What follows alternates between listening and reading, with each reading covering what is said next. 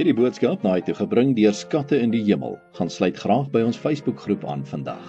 Vandag se skriflesing kom uit Johannes 14 verse 16 en 17. Ek sal die Vader vra en hy sal vir julle 'n ander voorspraak stuur om vir ewig by julle te wees, naamlik die Gees van die waarheid.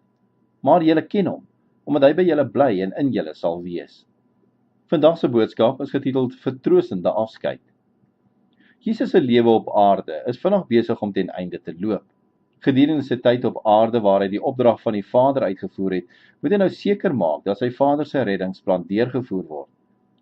In sy groeteboodskap gee hy 'n aanduiding aan sy volgelinge van wat hulle ter wagte kan wees.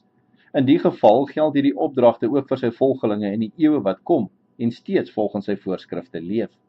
Jesus berei hulle eerstens ook voor op die koms van die Heilige Gees of die Trooster, terwyl hy waarsku dat hulle ook vervolging en die dood ter wagte moet wees.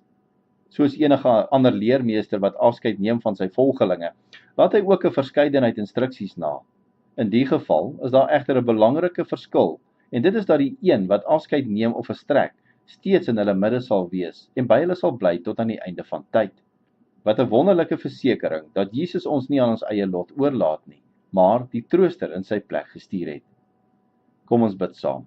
Ons hemelse Vader, sonder U is ons uitgelewer aan ons eie aard in 'n wêreld sonder hoop.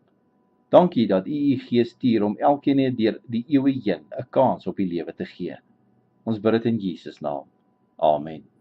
As jy soortgelyke boodskappe wil ontvang maandag tot Vrydag, sluit aan by ons WhatsApp broadcast groep. Stuur net jou nommer na 072 581 2973.